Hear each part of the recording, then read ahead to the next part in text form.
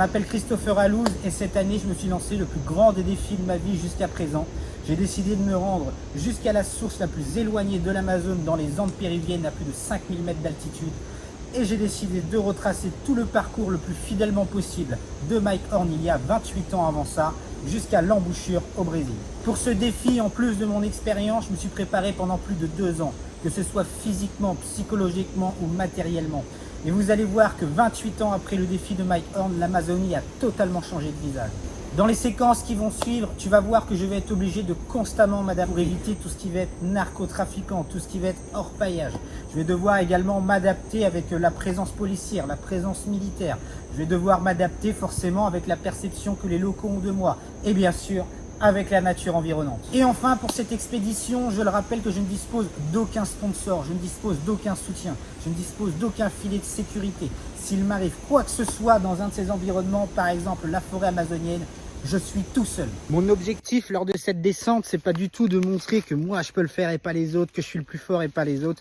D'abord, c'est effectivement pour montrer l'évolution du visage de l'Amazonie 28 ans plus tard, mais c'est aussi pour montrer aux jeunes, pour motiver les jeunes, pour leur montrer que pour faire de grandes choses, pour faire des choses épiques, on n'a pas besoin d'avoir des millions de sponsors, on n'a pas besoin d'avoir 10 000, 20 000 euros sur le compte bancaire. 1000 euros vont me suffire amplement. L'objectif de cette expédition, c'est bien sûr de documenter le visage de l'Amazonie 28 ans plus tard, mais c'est aussi me permettre de ressentir, de voir, d'interagir. Alors j'espère que tu es accroché, on va y aller, prépare tes popcorn, c'est parti.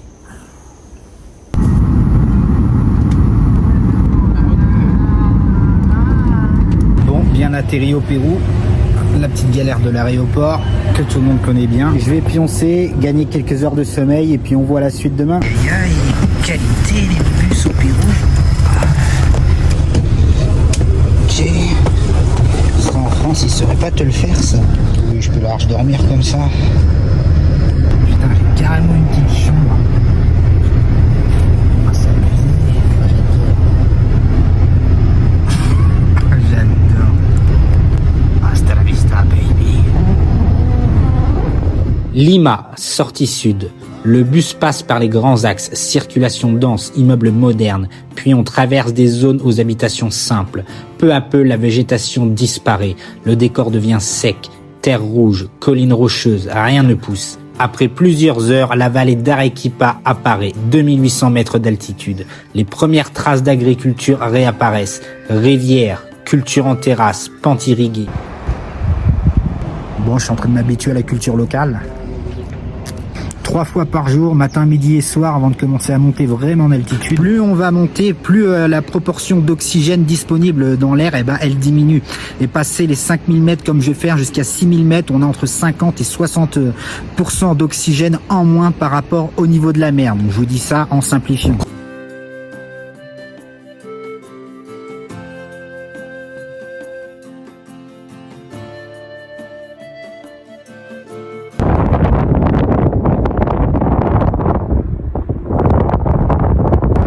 Comment ça se passe l'acclimatation avec 30 kilos sur le dos et des montées comme ça là à plus de 3900? Ça va très bien. Puno, 3800 mètres d'altitude, l'une des plus grandes villes des Andes péruviennes. La population a triplé en 50 ans. L'urbanisation a suivi sans plan, grignotant les collines et les rives. Le lac Titicaca est le lac navigable le plus haut du monde. Mais la pollution augmente. Les eaux reçoivent aujourd'hui des rejets domestiques et agricoles. Bon, si c'est pas magnifique.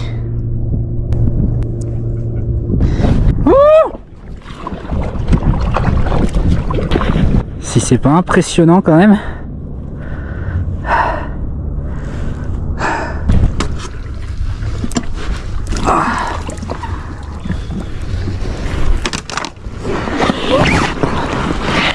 Putain, je suis en train de prendre la flotte.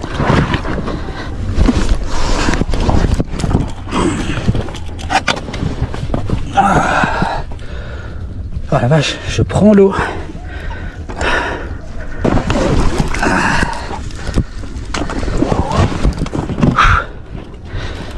Ouais, ça va poser problème, ça. Gros problème même. Bon, bien arrivé à Chivay, un petit peu de vent aujourd'hui, mais il fait beau. Chicago. Je vais entamer ma montée dès demain. Chivay, altitude 3600 mètres. C'est ici que commence réellement notre expédition. La dernière ville où j'ai accès à un minimum d'infrastructures, et encore ici il n'y a pas de supermarché, il n'y a rien du tout, tout fonctionne avec le marché le matin, les produits frais, les produits locaux. Je viens d'arriver à Tuti. Je vais essayer de faire décoller le drone, mais vu le vent, ça va pas être donné.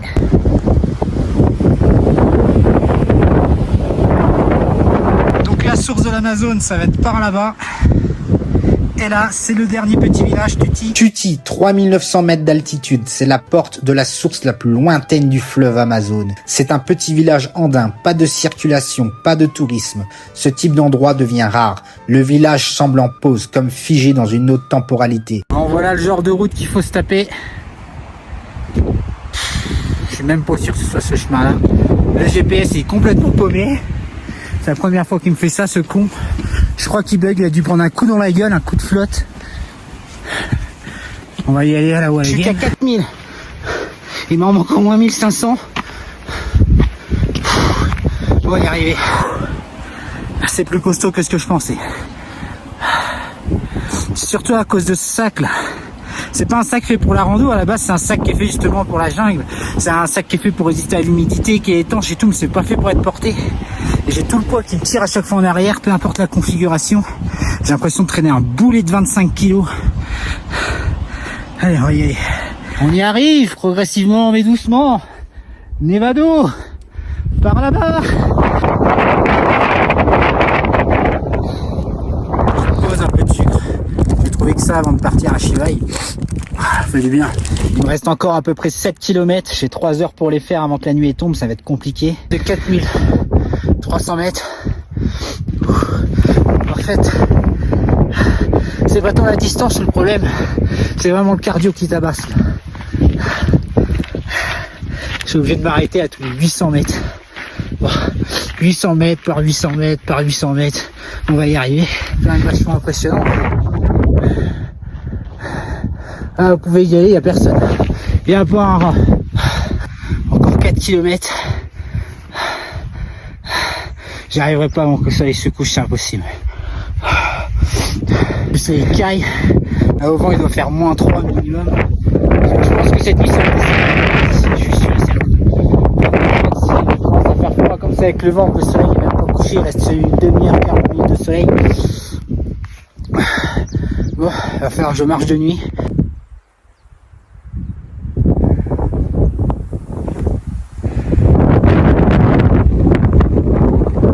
Alors c'est con, vous pouvez pas le voir.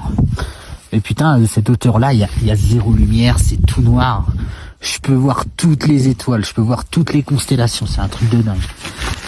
C'est un truc qu'on voit même plus en Europe. C'est même pas possible. Il y a tellement d'étoiles que ça m'éclate les yeux. J'essaye de prendre au maximum, mais on voit pas grand chose. Peut-être si je vais plus lentement comme ça.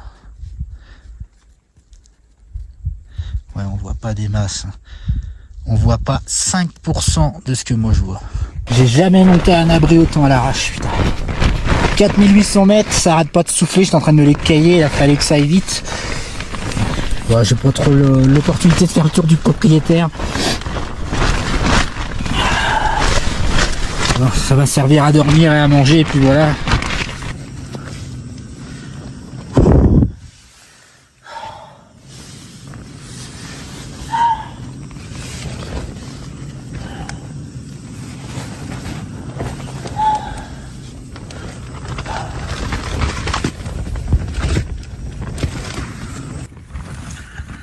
Bon, pour ce soir, ce sera pâte, thon, sauce tomate, simple, radical.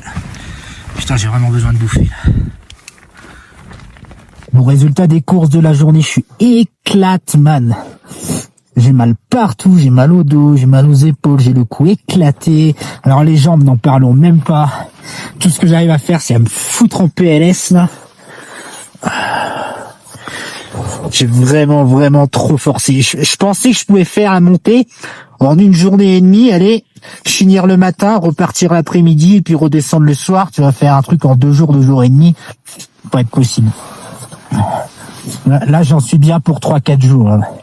Bon, après, c'est la limite extrême que j'avais décidé. De toute façon, 3-4 jours. Ouais, mais je pensais vraiment que j'arriverais à aller plus. 4 heures du matin, je commence à geler après une nuit en plein vent. Là. Pas très reposant tout ça. À Saint-Mer, je suis obligé de faire une pause. Je suis arrivé à 5 km. J'ai les orteils complètement congelés depuis cette nuit. J'arrête pas de les bouger, je fais ce que je peux.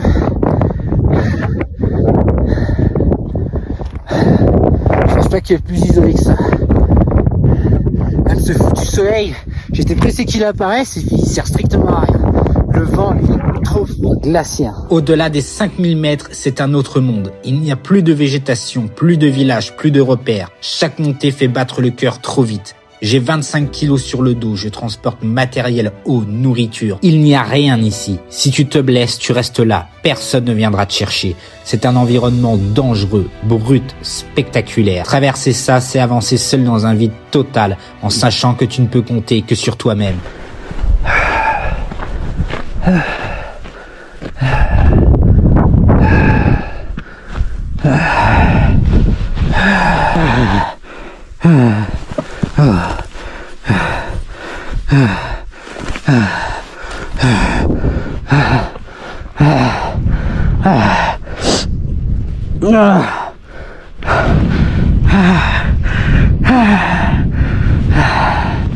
Calme-toi.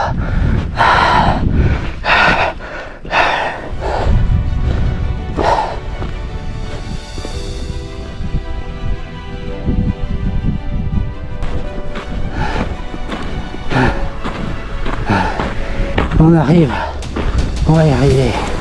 Ah, j'en peux plus.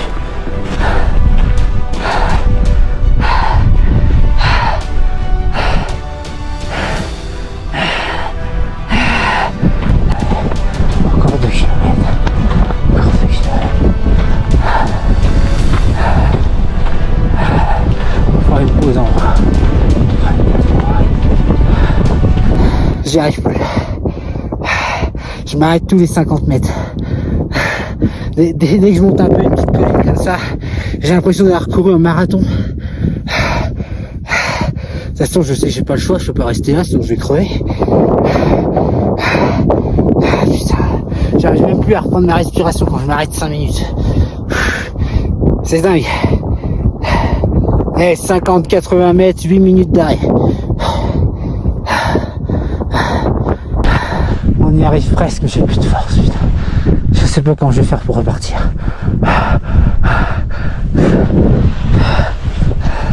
La source devrait être par ici. Je me passe pour la gueule parce que c'est fini. J'ai les éboulis là-dedans. Putain, j'ai vraiment plus de force. Allez, t'es pas venu là pour rien. Il faut la source. Tu peux pas repartir sans.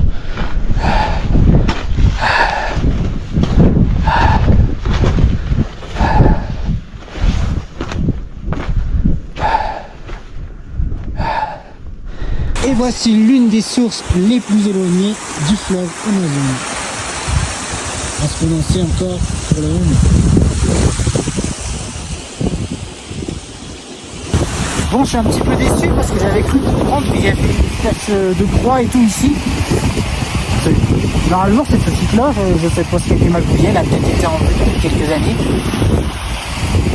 Ou alors c'est l'une des cascades un peu plus bas là-bas. Bon, je vois pas l'intérêt pour aller chercher une croix. Les plaques officielles, elles sont là. Maintenant, il n'y a plus qu'à rentrer à la maison. Et après la source, voilà les premiers prémices. On voit plus rien.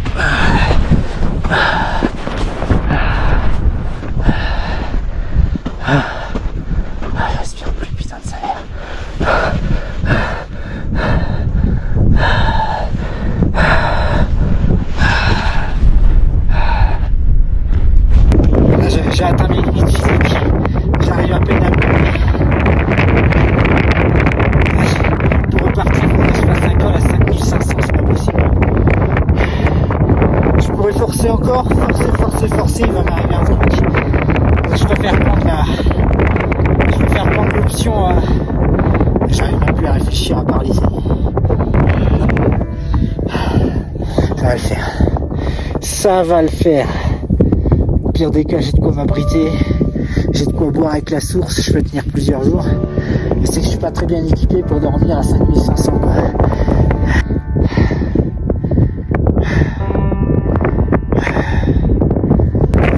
Ça, je suis fier d'être arrivé déjà jusque là, parce que je connais pas grand monde, je connais pas beaucoup de mecs qui sont capables de prendre un sac de 25 kg, de se barrer au Pérou et d'arriver à pied tout seul à la source de l'Amazon. En tout cas, j'ai pas de honte à avoir au final parce que j'active pas ma balise, je suis pas en train de demander de l'aide comme un connard, un hélico quoi que ce soit. J'ai réservé un mec au cas où, je vais le payer, je vais lui donner 100 $, on va venir me chercher.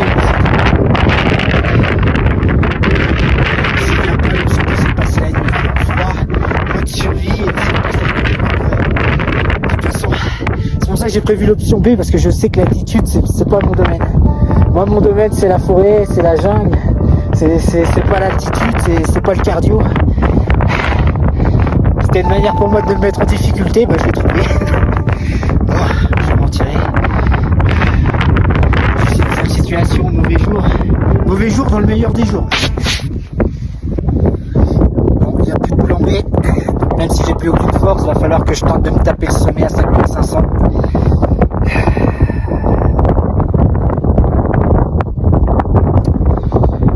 Écoute, je vais aller me mettre en danger, je vais aller me foutre dans la merde, et puis voilà, après tout, c'est moi qui me suis mis ici. Mais ouais, c'est frustrant. Après la source, la rivière prend le nom de Causanta. En descendant, elle est rejointe par d'autres bras dont l'Apacheta. Ensemble, ils forment la rivière Locta. Plus loin, elle prend le nom d'Ornilos. Ce sont les premières étapes de la formation du fleuve Amazon, dans un dédale de cours d'eau encore discret à cette altitude. J'étais trop épuisé pour filmer cette partie sur place, mais elle marque déjà l'amorce du plus long fleuve du monde.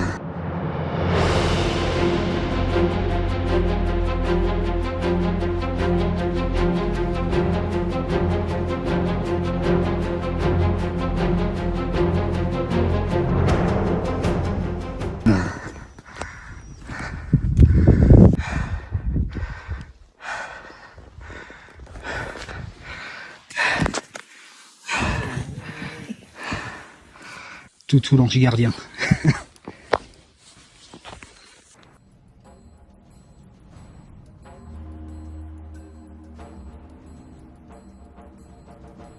Et là, j'arrive sur un site unique au nom imprononçable. Perché à plus de 4000 mètres, cette cité ancestrale domine l'un des carrefours géographiques les plus impressionnants du Pérou. Juste en contrebas, les rivières Seritambo, Ornilos et Calumani s'enchevêtrent dans des canyons vertigineux. C'est ici que naît l'Apurimac, un fleuve mythique, l'un des bras principaux de l'Amazone. Ici, tout respire la démesure, la géologie, l'histoire et l'effort pour y parvenir.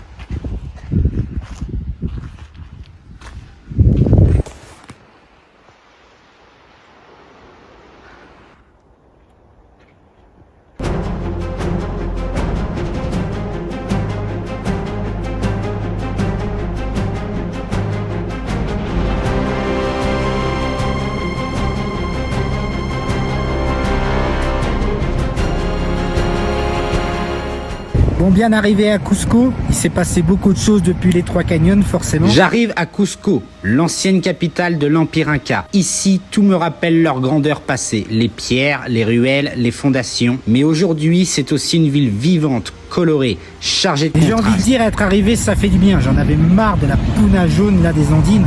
C'est des espèces de longues tiges, je vous montrerai en vidéo.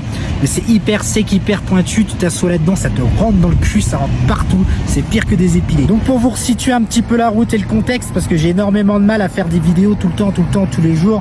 Les panneaux solaires ne suivent pas, les batteries ne suivent pas. Un peu drôle, encore une fois. Donc j'avais décidé de me diriger aux Trois Canyons. Donc je vous ai montré les vidéos. C'est les endroits justement où tous les petits ruisseaux viennent former l'Apurimac. Je suis monté en haut, j'ai fait mes trucs, j'ai fait mon mirador, je suis redescendu et je prenais en vidéo la rivière. Et t'as un putain de connard de vioc là qui est arrivé, puis il commence à me réclamer de l'argent. Nos monnaies, nos pesos, va te faire foutre, c'est pas la rivière à ta mère, tu vois. Et le mec il se met à me donner des coups de baguette dans les jambes. Je commence à m'énerver, nos pesos, puis je lui montre, je vais t'en mettre une. Et ce con, il arrive, il me fout un coup de masse sur la gueule. Alors, heureusement que j'avais le chapeau. Vous avez vu ça? Je vais essayer de viser une ville qui s'appelle Kurasai. Oh putain, Kurasari. Oh, je sais pas le dire, c'est pas grave. Je finirai bien par demander à un loco là-bas comment ça se dit. Il paraît qu'il y a des très beaux miradors là-bas. Je vais pouvoir viser justement les premiers rapides de la Purimac. Donc voilà ce que j'ai fait là depuis le début. Donc le Nevado Memsiki, il est là. Donc j'ai juste eu à suivre les routes pour aller jusqu'à Yori, qui est juste ici, directement à Cusco. Et là, ce qui va me rester à faire, du coup, c'est d'aller filmer ce que je veux. Donc je vais devoir suivre la route.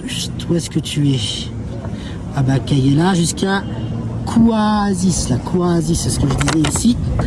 Ensuite, alors, le mieux, ce que j'aurais voulu faire, bah, de toute façon, depuis l'époque Mike 1, c'est de suivre... C'est de suivre la Purimac, comme ça. Le problème, c'est que là, on rentre dans une zone qui est assez militarisée, tout simplement parce qu'il y a des narcotrafiquants, il y a beaucoup d'emmerdes par ici, et du coup, c'est une zone rouge très très fortement déconseillée aux touristes, surtout aux touristes seuls européens comme moi. Donc, ce que je vais faire, une fois que j'aurai vu ce que j'ai à voir ici, je vais faire un retour vers Cusco, et je vais reprendre les grandes routes jusqu'à une ville qui s'appelle Quillabamba. Et de là, je vais pouvoir suivre tout le reste. Donc de là, je vais pouvoir suivre le Rio Urubamba, là. Hop. Et ça va permettre justement de suivre tout le cours d'eau que je voulais en évitant toute la zone justement dangereuse pour pouvoir arriver à Atalaya. Et je vais pouvoir suivre comme ça jusqu'à la première étape, c'est Pulcapa, qui est de l'autre côté de la carte. On verra ça plus tard.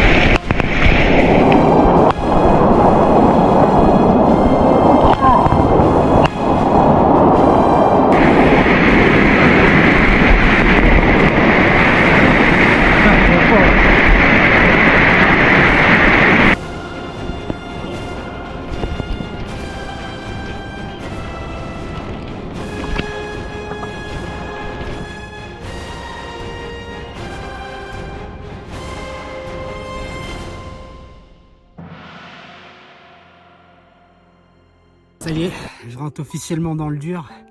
J'ai une crève pas possible depuis 2 jours. J'arrive pas à trouver de point de flotte. Ça fait 2 jours que je tiens avec ça. Il n'y a même pas 1 litre. Je commence à être complètement déshydraté. Là, j'ai plus d'énergie. Ça y est, ça commence à être dur. On a dépassé les 24-25 jours à pied. J'ai la cuisse explosée. J'arrive plus à marcher correctement. J'arrive plus à porter de poids correctement. Je pense que je me suis fait une déchirure musculaire quand j'ai manqué de glisser. Là, ça devient chaud, là. Il me reste 6 km avant d'arriver à Kouaroisi, je sais plus comment ça s'appelle. Sachant que j'ai reçu un message de la poste parce que pour être allégé, j'avais envoyé mon pack craft, j'avais envoyé mes pagaies et tout par la poste, à Serposte, et je devais les récupérer à Cusco. Et puis là, ils m'ont envoyé, ils ont décidé que je devais les récupérer demain ou plus tard, quoi. Donc comment est-ce que je vais faire plus de 150 bornes à pied avec une cuisse explosée dans l'état où je suis? Ah oui, en plus j'ai la chiasse. Et arriver demain à récupérer mon paquet, ben j'en sais rien. Là, je vais devoir refaire du stop, quitte à payer, à agiter un billet. Déjà, faut que j'arrive en bas. Le mental y est, mais le physique commence à décrocher un peu. Le pire, c'est ça, c'est cette putain de crève, j'arrive pas à respirer. Je suis redescendu dans les 2000-3000 mètres, hein, mais j'arrive pas à respirer, j'ai le nez complètement pris. Là, faut que je crache tout là toutes les 30 secondes. Voilà, on rentre dans le dur. Dans l'état physique où je suis, il va falloir que je m'arrête quelques jours à un moment donné, parce que ça va mal finir. Autour de Curahuasi, le relief commence à changer. Les montagnes restent sèches, mais la pente s'adoucit. C'est un point de passage entre les hauteurs andines et les vallées qui descendent vers l'Amazonie. Ça me fait chier, j'ai l'impression que ça nique tout mon documentaire. Je voulais absolument cette prise. Et pareil, je suis obligé de retourner à Cusco pour aller chercher mes affaires, parce que sinon elle va atterrir je sais pas où, mon kayak et tout, et ça nique tout le reste de l'expédition. Ah, ça me casse les couilles là. Sale journée.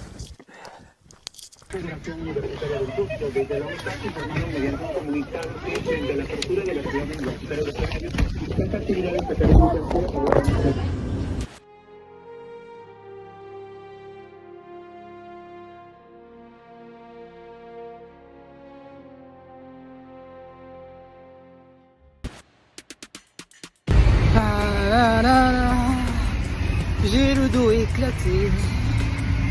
Quillabamba, ville d'altitude au bord du rio Urubamba. Ce fleuve descend des Andes et fait partie des premières branches qui formeront l'Amazone.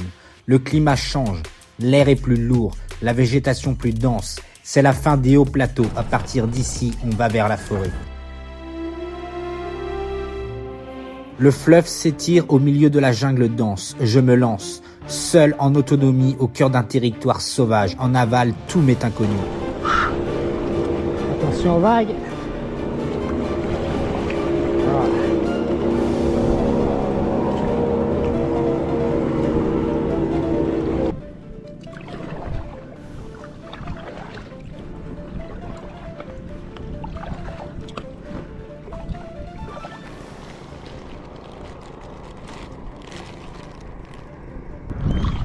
Et encore un océan.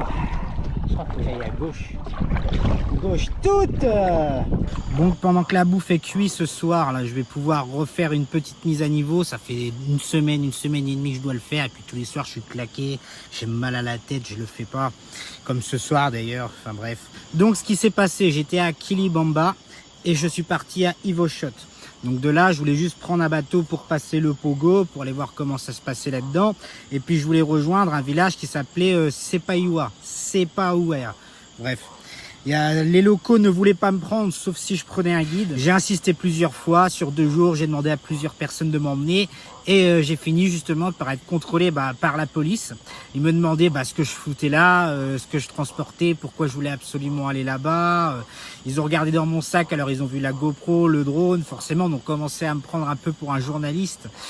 Donc j'ai pas fait le fier, j'ai montré directement ce que je faisais directement sur mon petit film, mon petit documentaire. Bref, ils m'ont pas formellement interdit d'y aller, ils m'ont formellement recommandé de ne pas y aller. Et ils me l'ont recommandé d'une manière qui laissait pas de place au doute. Donc ce que j'ai fait, c'est qu'à la place de chercher la merde, je suis retourné vers Cusco.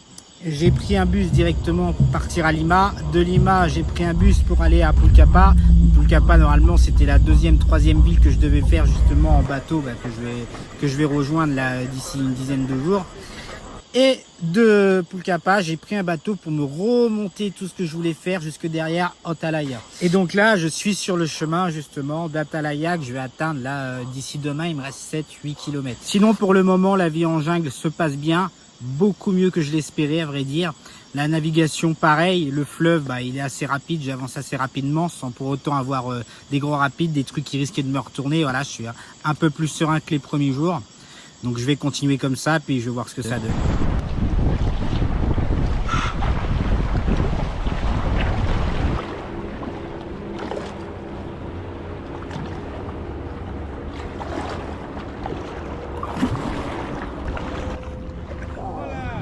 Voilà. Ah.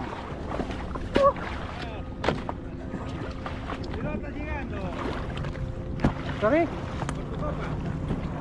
Ces poids-là, là-bas.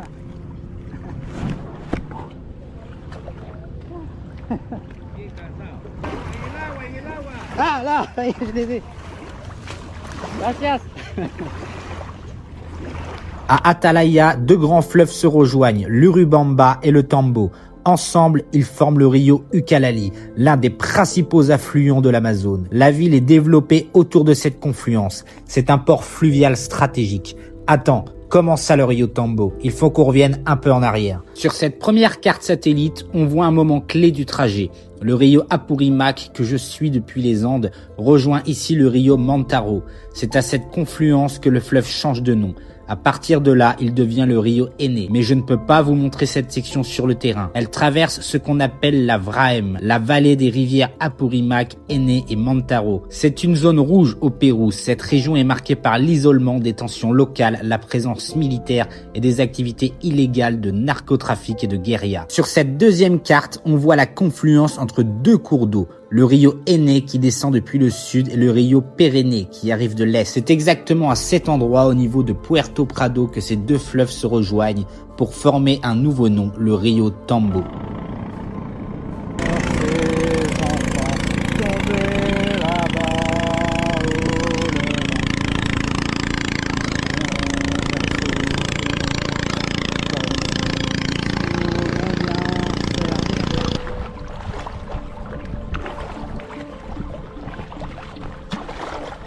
C'est un bateau abandonné, ça. Il est échoué. Hein.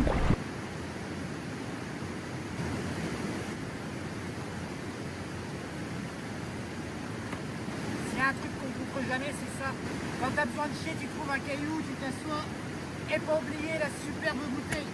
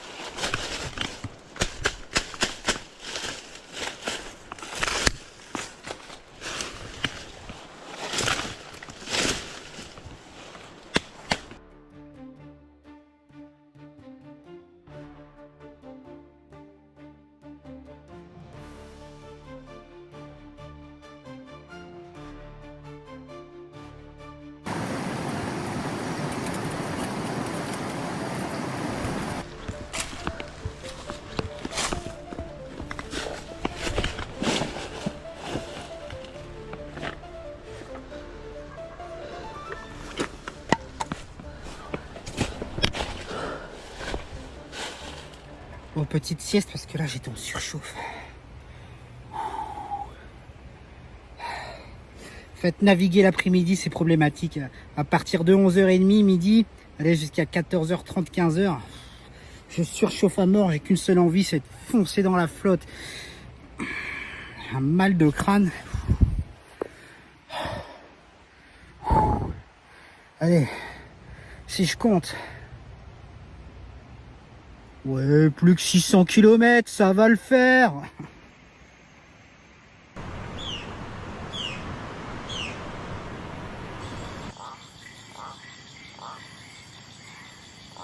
Bienvenue dans la jungle.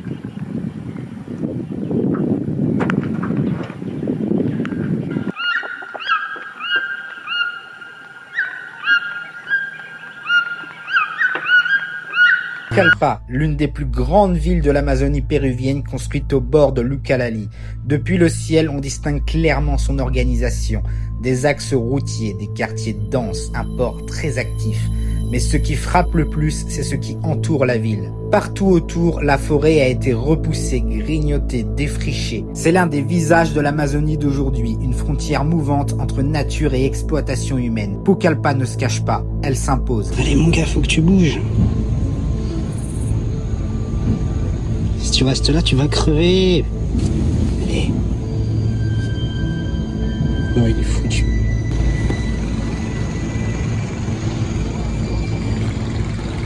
été arrêté hier par la police fluviale derrière Iparia, là. J'étais presque arrivé à la confluence. Donc on m'a pris pour un narcotrafiquant, après on m'a pris pour un journaliste, pour un espion, pour un machin. Donc on m'a ramené en arrière à Iparia. On m'a posé des questions, j'avais plus accès à mon sac ni rien. Les mecs, ils ont carrément pris la carte SD de ma GoPro quand je leur ai montré que je filmais pas les gens, ni les villages, ni rien. Ils l'ont embarqué, j'ai strictement plus rien. On m'a obligé à payer 250 sols pour monter dans un bateau, direction Pulcapa. Donc bah là je suis arrivé à Pulcapa quoi. Donc là ouais, ça me casse un peu fortement les couilles. Surtout qu'il n'y avait pas de raison de prendre ma carte SD. Je savais que j'aurais dû tout mettre sur le téléphone. Je voulais garder absolument à fond de batterie pour faire la confluence et tout. Résultat, ils m'ont tout pris. Ma seule chance, c'est que le drone, je l'avais planqué justement dans mes vêtements, dans le caleçon sale et tout. J'avais pensé à ça, si des fois quelqu'un me fouillait, m'arrêtait. La GoPro et tout, ça passe, mais je sais que le drone, c'est souvent pris pour un truc d'espion et tout. Donc je l'avais bien bloqué au fond du tonneau, caleçon sale, dans les fringues et compagnie. Donc ça, ils l'ont pas vu, ils ont tout fouillé, ils ont tout retourné. Au moins, je me suis prouvé à moi-même que j'étais capable de le faire. 9 jours tout seul dans la jungle, plus de 300 km en kayak, sans rien demander à personne, sans guide, sans parler espagnol, quoi que ce soit. Les gens, ils étaient pas plus que ça mécontents de me voir. Ils me faisaient des coucous dans les lanchas et tout.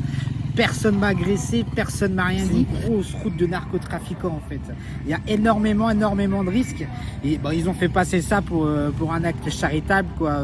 On veut pas qu'il m'arrive quelque chose quoi. Donc vaut mieux que tu montes sur le bateau, direction Pulcapa. T'as pas à être là tout seul, surtout sans guide, en kayak et tout, sans parler espagnol. Bah, j'ai bien compris que je sortais un peu de la norme, mais je leur ai expliqué ce que je faisais. Je leur ai montré mon petit film et tout. Rien à péter les mecs. Maintenant, je vais continuer jusqu'à Contamana.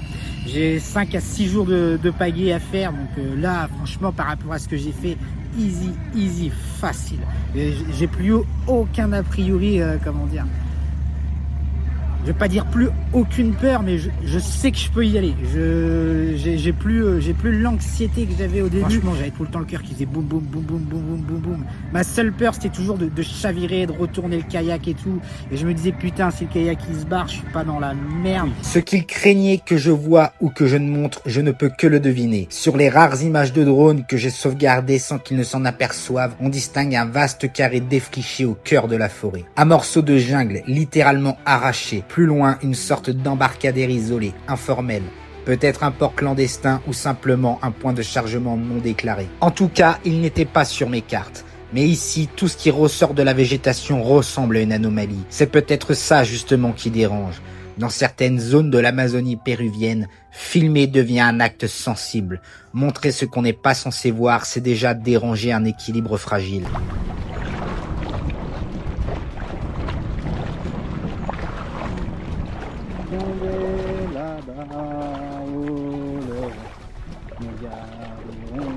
Toutes ces bêtises, on va s'aimer. J'aime que tu dises on va partir au bout du monde pour découvrir.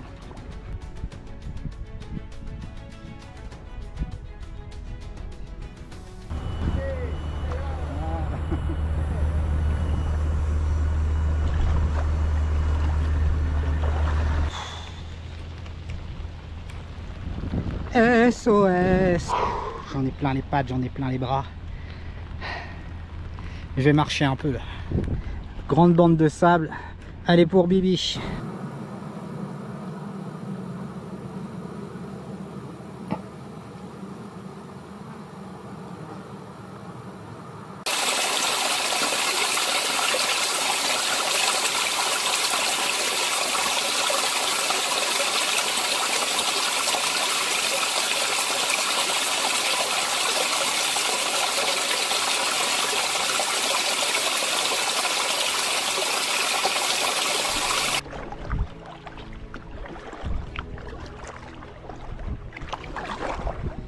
Pas dans l'arbre.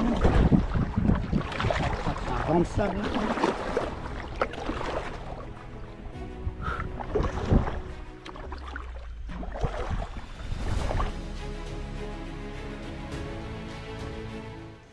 Il faut de l'anti-moustique. J'arrête pas de me faire bouffer. Qu'est-ce que c'est comme bestiole ça?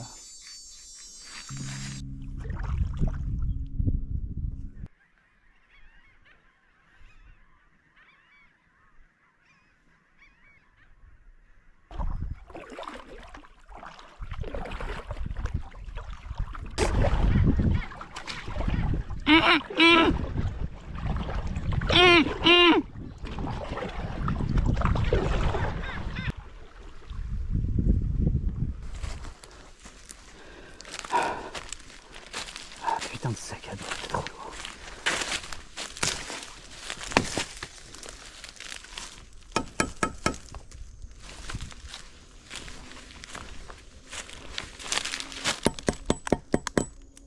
Ouais, c'est...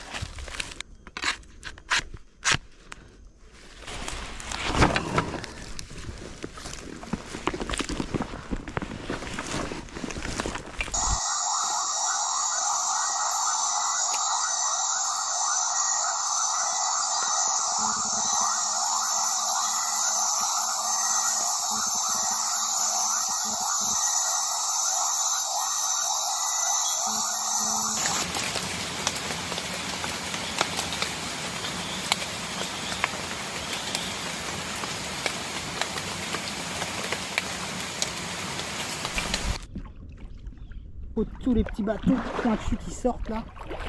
Et ça, j'en prends un dans le packraft, c'est mort, je suis à la fois. Contamana est une ville isolée de la région de Loreto au Pérou, nichée au bord du fleuve Ucayali. Accessible uniquement en avion ou en bateau, elle est entourée par la forêt amazonienne et vit de pêche, d'agriculture et d'écotourisme. Moi qui pensais que le trajet ne me prendrait que 5 jours, en réalité, il m'en a pris plus de 8. Ouais, j'avoue, il y a des jours comme ça, j'en ai marre. Je me laisse porter par le courant comme ça, puis j'attends.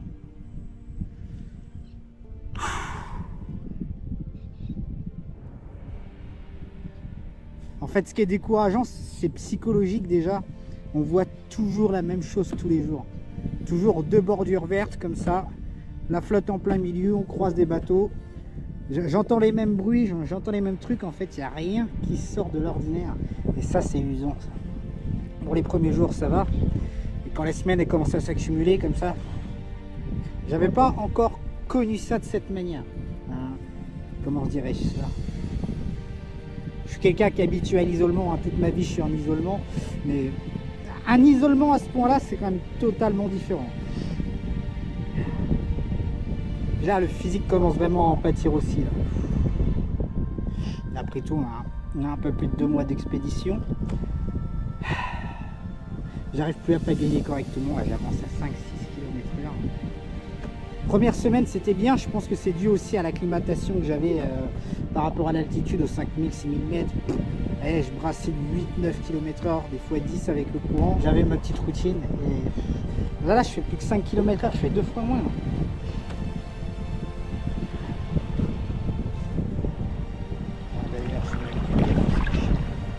C'est bien dangereux quand on fait plus gaffe comme ça à ce qu'on fait.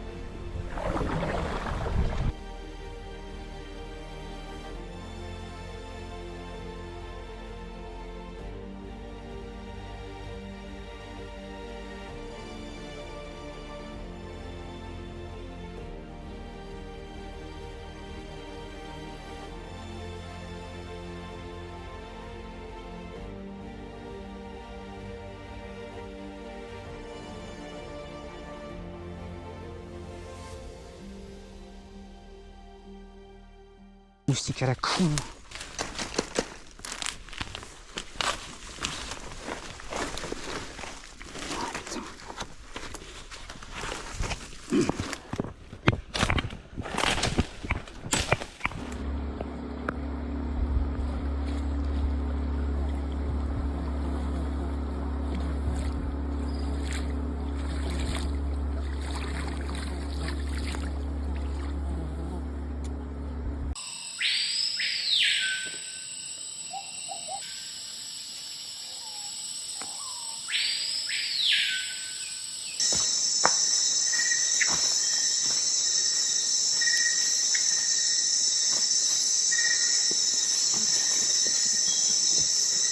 Requena est une ville amazonienne du nord-est du Pérou située entre les rivières Ucayali et Tapiche. Elle est isolée et inaccessible sauf en bateau. C'est un centre commercial local entouré de jungle.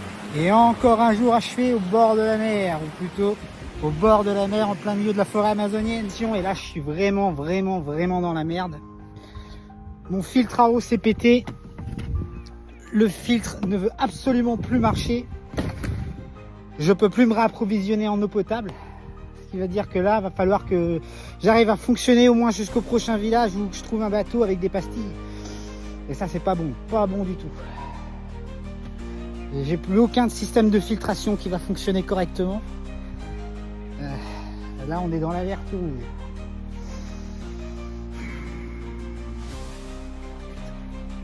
Je suis dans la merde. Et donc, petit message à MSR. Donc, celle-là, je sais pas si vous l'aviez anticipé. En tout cas, je peux absolument rien changer, rien réparer. J'ai démonté, remis le filtre. Il ne me sert plus à rien. Je suis dans la merde. Bon, au niveau filtration, je peux avoir mieux que ça. Donc ça va jouer à la pastille. Puis je ferai bouillir un gros feu ce soir avec 4 litres de flotte là-dedans. Et puis je vais remplir la pochette. Qu'est-ce que tu veux que je fasse d'autre? Bon, de toute manière, après le filtre à eau qui marche plus, c'est le bateau qui perd de l'air. C'est le bateau qui perd de l'air. Je traverse comme ça. Je perds environ un quart déjà. Donc ce que je fais, c'est que je saute de banc de sable en banc de sable. Voilà, comme quoi, tu vois, bon, c'est pas tout le monde qui se lance dans ce genre d'aventure, mais les connaissances, ça sert toujours, tu vois, ça me permet de garder mon calme, là, justement, tout de suite, de pas m'effrayer, de pas faire n'importe quoi, de pas paniquer. Je vais réussir à rejoindre un village d'une manière ou d'une autre, même en faisant des sauts de puce. Je vais bouffer de la flotte dégueulasse jusqu'à ce que j'y arrive, mais je vais y arriver. Ah, je suis pas bien, là. Allez, on y va. On va y arriver, on va s'en sortir. J'ai connu pire. Situation de survie réelle, mais j'ai connu pire. C'est pas comme si tu pouvais appeler à l'aide. S'il vous plaît, aidez-moi. T'es foutu dans la merde, maintenant t'assumes. Cette forêt va me tuer. Elle aura pas ma peau.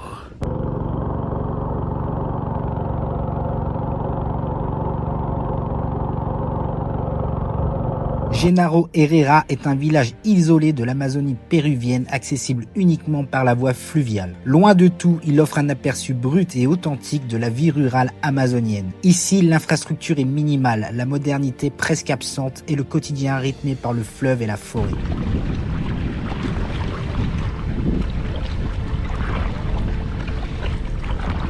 C'est le moment que je redoute le plus à chaque fois, c'est est-ce qu'il y a des épines ou pas?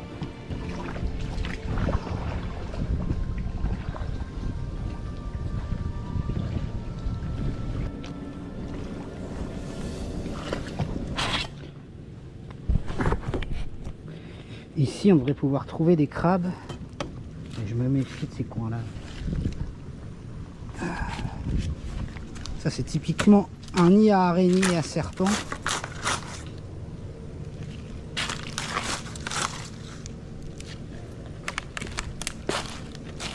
Ah, là, ça bouge là. Ah, il y a des crabes, je le savais. Ah, des crabis.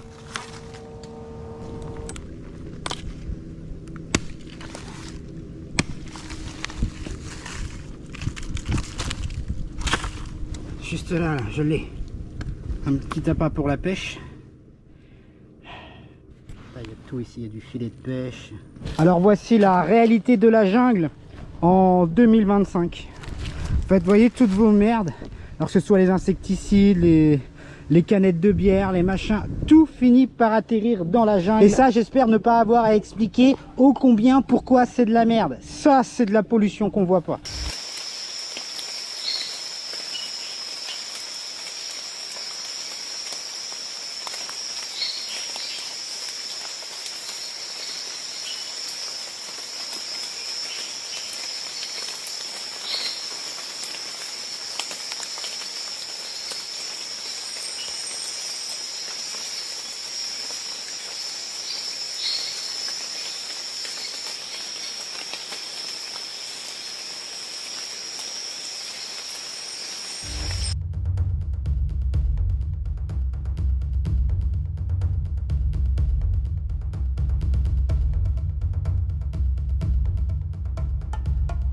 Iquitos, la plus grande ville du monde inaccessible par la route.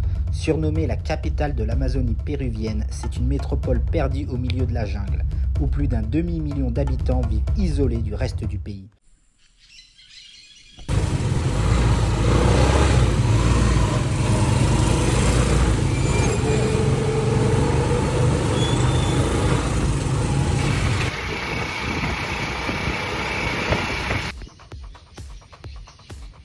Qu'est-ce qu'il fait le petit singe?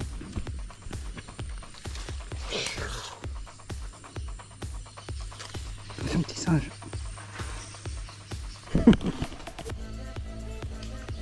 Bah alors? Bah alors? Tu grimpes? Tu grimpes le petit monkey?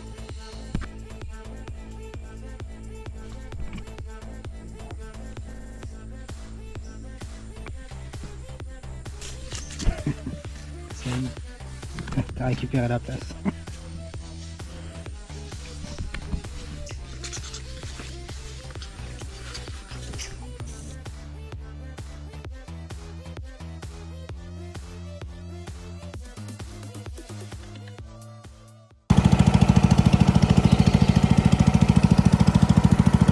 Plus de bateaux et de filtres à eau. Plan B, j'ai trouvé un guide en pirogue moteur pour m'enfoncer dans la jungle et voir des animaux. Sauf que le problème de la pirogue, c'est ça.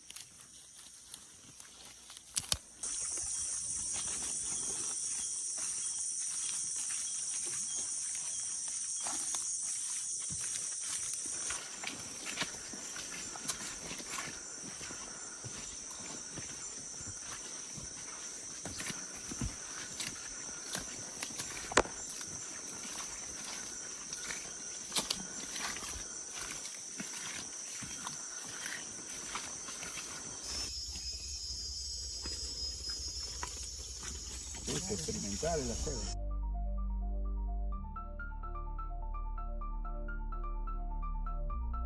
Bon, ça fait un moment que je devais faire une mise au point, puis je l'ai pas fait, j'en ai eu marre.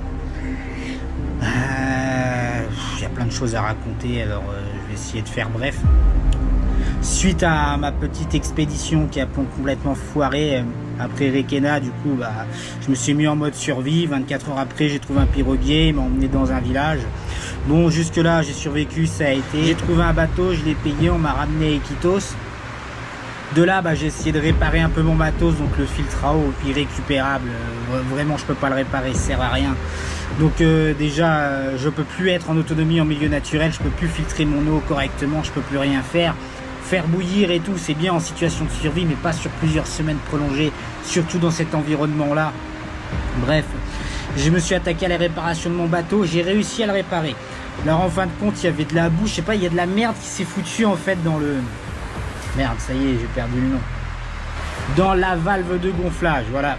Il y a de la merde qui s'était foutue dans la valve de gonflage, sûrement au fur et à mesure, en fonction de dégonfler, regonfler et tout, quand je montais mes bivouacs le soir et tout, ça avait séché là-dedans, mais en fin de compte, ça a empêché la vanne de se fermer toute seule, c'est pour ça qu'il se dégonflait tout seul, petit à petit, comme ça.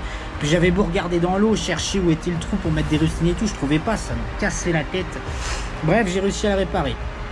De là, j'avais pris un bateau, donc tant pis, j'étais arrivé à Nota. Je me suis dit, je fais une grosse réserve d'eau.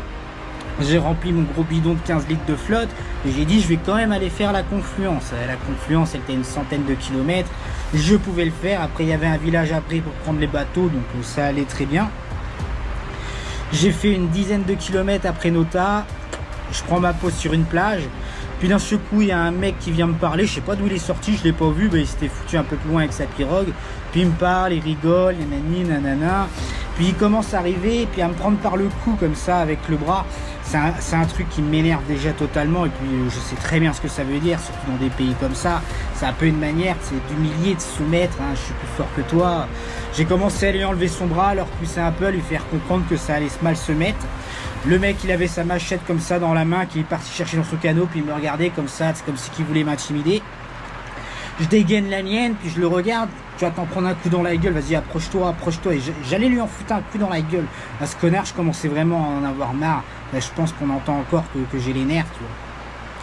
Puis je regarde autour, je me tourne, j'entends du bruit, puis je vois une espèce de connard. Alors, normalement, il y a mon sac qui est là, comme ça. Puis en fait, je le place comme ça par-dessus avec des sangles, de manière à attraper en fait ce que je veux. Et là-dedans, en fait, je place mon portefeuille, je place un faux téléphone et j'ai foutu mon GPS en fait. Et ce connard, il était en train de fouiner comme ça, d'ouvrir la poche. Donc il m'a pris mon portefeuille. Donc dedans, tout ce qui est carte d'identité, carte vitale, carte de paiement, il m'a tout pris, permis de conduire. Ils ont pris mon GPS aussi, donc mon gros dispositif GPS. Au revoir dans le cul, ça vaut 400-500 balles, hein, d'accord.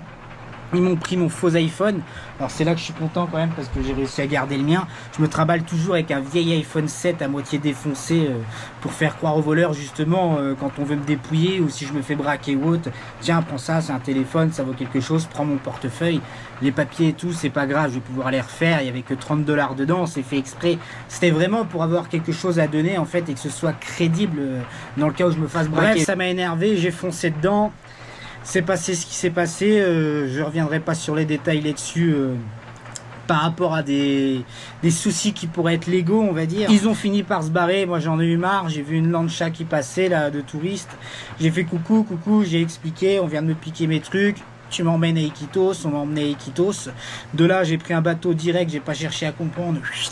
Je suis arrivé directement là à Laetitia en Colombie. Je voulais à tout prix sortir du Pérou au cas où, parce que je sais pas ce qu'allait me tomber sur la gueule. Est-ce qu'il allait pas y avoir des représailles? Est-ce qu'on n'allait pas me rechercher? Est-ce que le mec allait pas tout simplement prendre mes papiers pour aller au flic et puis essayer de dénoncer un truc que j'aurais fait bref, j'ai dit que j'entrerai pas dans les détails.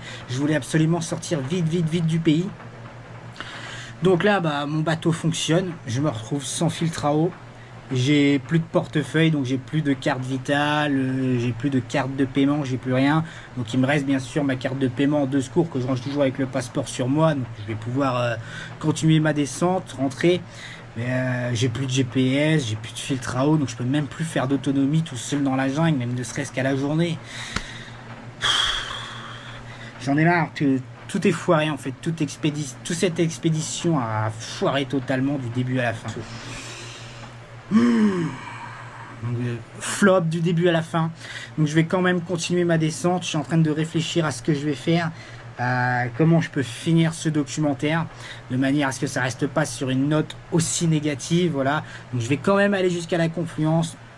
Je vais prendre un bateau demain pour Manos. Je ferai Manos, Santarém. Je vais aller jusqu'à Mkapa. Une fois que j'aurai fait ça, je vais essayer de revenir en Guyane française pour passer un peu de temps là-bas, reprendre l'avion et revenir à la maison. Sur ce, vous n'aurez aucune vidéo de Laetitia et Tabadinga. Impossible de faire décoller le drone. Le décollage est bloqué dans une zone sous réglementation. Quant aux caméras, elles ne sont vraiment pas les bienvenues. J'ai préféré rester discret et prendre le premier bateau. 3. Ya. Chimba, Eso, listo. Chimba, Páusalo. No, todavía no he empezado. Ah, sí, empezó. Ah, ya había empezado.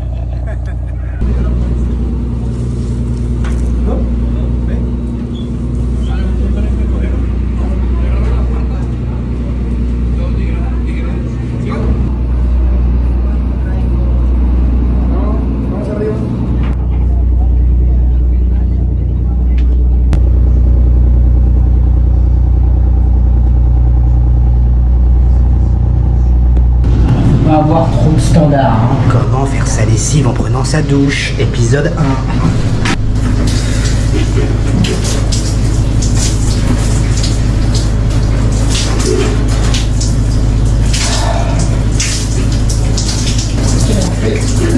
manger en même temps. À l'aide de mon tuyau percé dans les cheveux. Alors après, t'as l'option, tu prends ton sac étanche, là. Tu remplis ta flotte, tu balances le reste du salami. Alors après, si t'as pas assez de salon, bah tu vas te faire glisser comme ça et tu viens rincer dedans. Nous, on récupère tout sur technique du pot.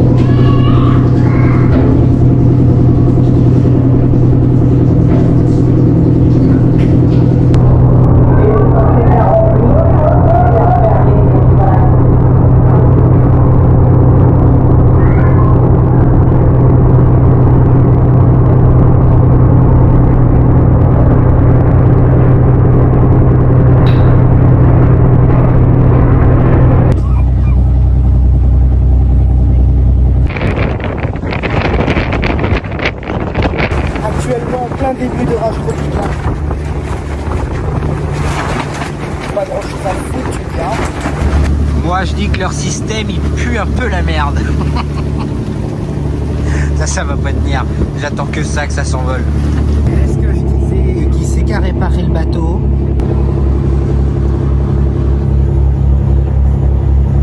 Leur évite de prendre une saucée, de se faire trimballer par le vent et même pas un merci.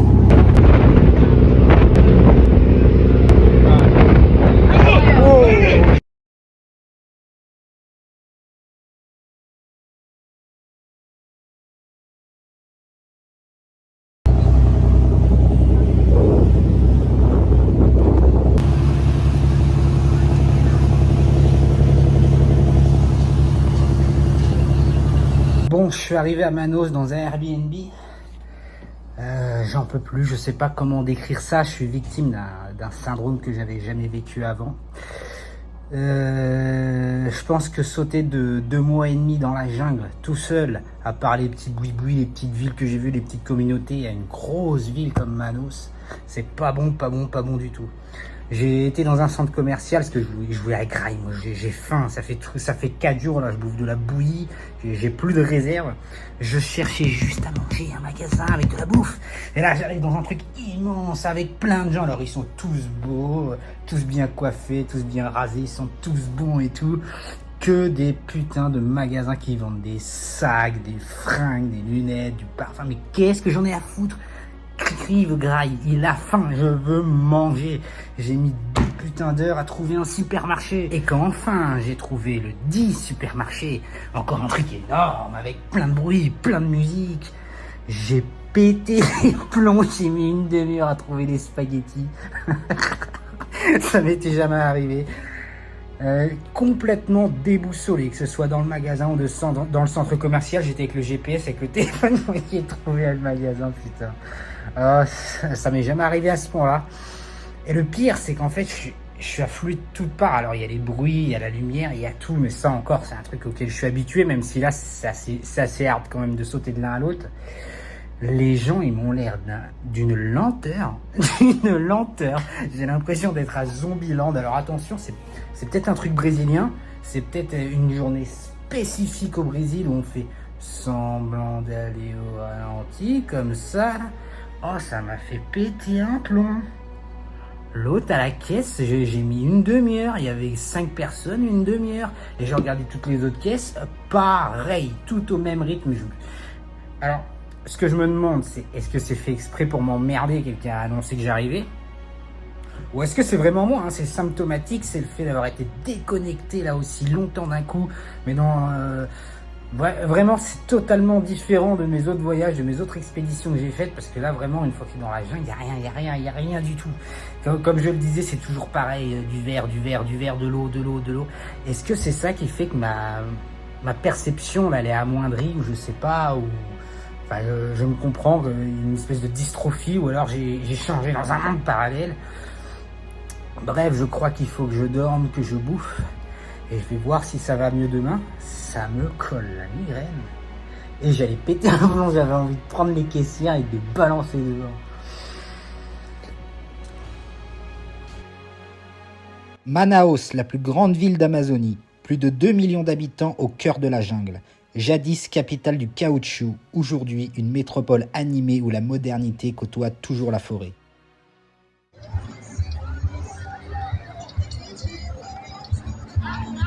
C'est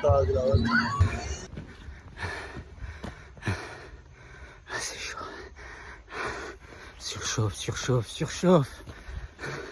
À Santarém, l'Amazone se teinte des eaux bleues du fleuve Tapajós.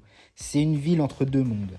D'un côté, les plages d'eau douce qui ressemblent à la mer, de l'autre, la forêt amazonienne qui reste sauvage et imprévisible. Carrefour historique des explorateurs, des commerçants et des peuples amazoniens, Santarém est à la fois un lieu de repos et une porte ouverte vers l'inconnu. Aujourd'hui, je visite le refuge de Santarém. Alors en fait, ici, on récupère des animaux sauvages qui ont été blessés par la déforestation, qui ont été blessés par le braconnage, qui ont été blessés par des gens tout simplement parce qu'ils n'ont plus de milieu naturel, donc ils finissent proches des villes, ils finissent dans les villages. Enfin bref, ici, on les récupère, on les soigne, on les réhabilite et tant que faire se peut, s'ils sont capables de se défendre, s'ils sont capables de se nourrir tout seuls, on les relâche dans la nature. Et là, je suis avec mon pote. Il veut bien me faire un sourire, tout à l'heure il me les faisait, mais il aime pas la caméra, il est timide. Bref, j'ai décidé de vous faire une petite visite pour vous montrer un peu l'évolution de l'Amazonie et aussi vous montrer le visage de quelques victimes. Voilà.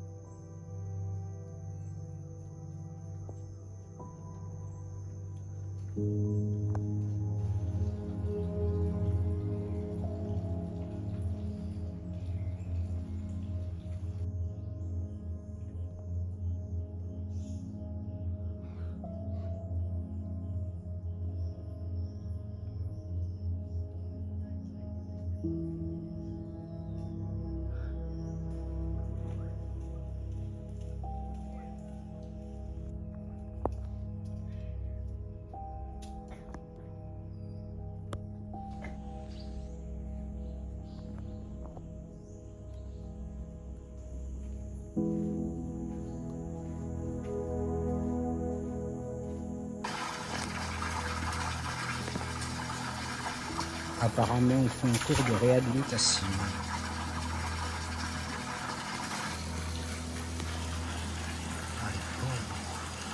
Est-ce que vous voyez une différence avec l'océan, vous, sincèrement? Ah, ça m'aurait secoué les puces, là. Je suis bien content d'être arrivé avant la marée. Ah, mon pauvre kayak, là. Ici, l'Amazone achève sa course vers l'océan Atlantique. Macapá est la seule capitale brésilienne traversée par la ligne de l'équateur.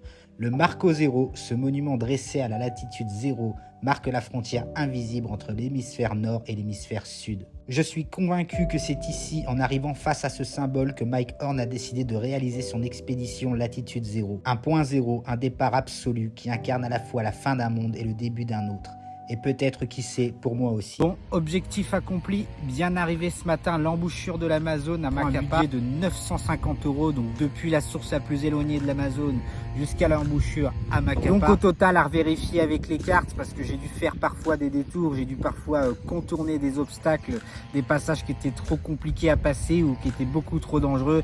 Ça me fait environ 7000 km, dont environ 2500 en autonomie, c'est-à-dire à pied, en stop, en kayak. C'est vraiment à partir d'Iquitos, donc à partir des problèmes avec mon filtre à eau, des problèmes avec mon kayak et surtout le fait de m'être fait dépouiller de mes papiers et tout, que j'ai vraiment arrêté, que j'ai pris toutes les lanchas, tous les bateaux officiels et que ça a commencé vraiment à faire grimper le prix des déplacements.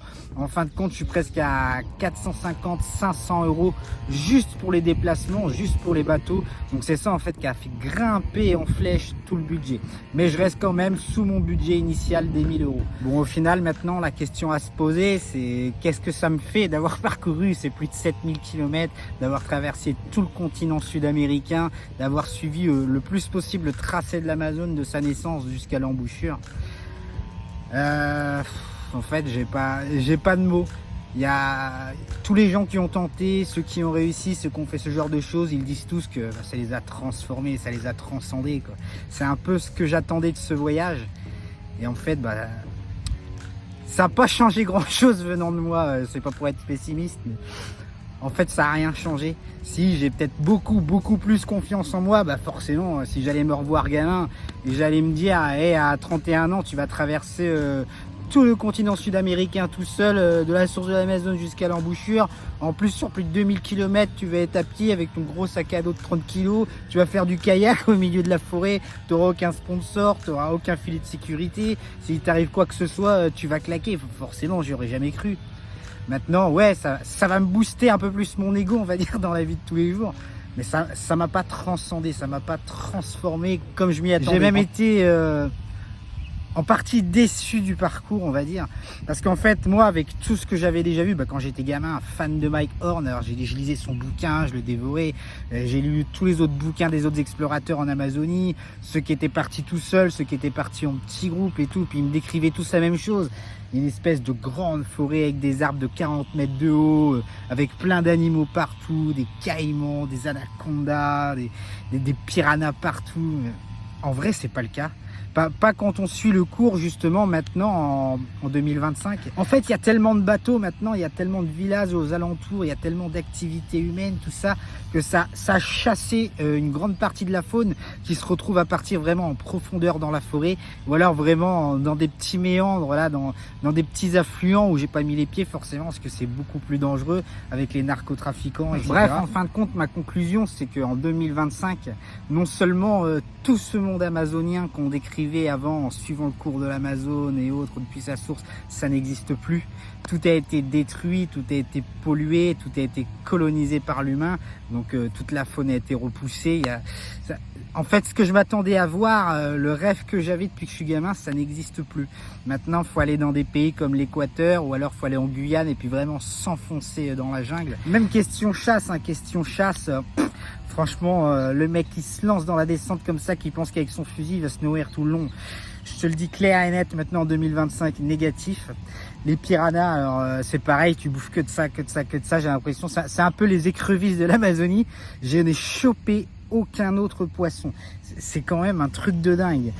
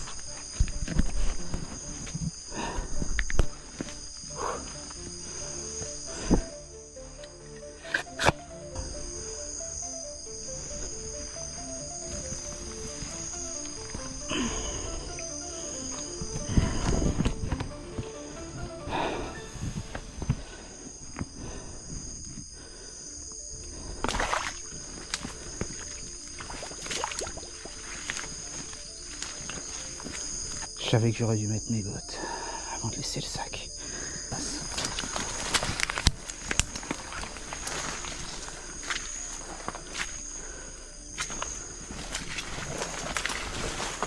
Ouais.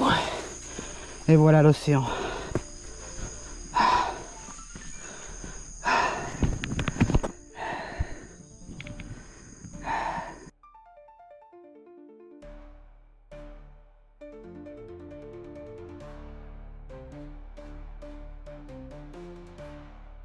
Voilà qui est dit et fait, pas de baignade pour Cricri. On croirait qu'il y a des petites mares comme ça avec un sol qui est tout à fait sec, et ben pas du tout.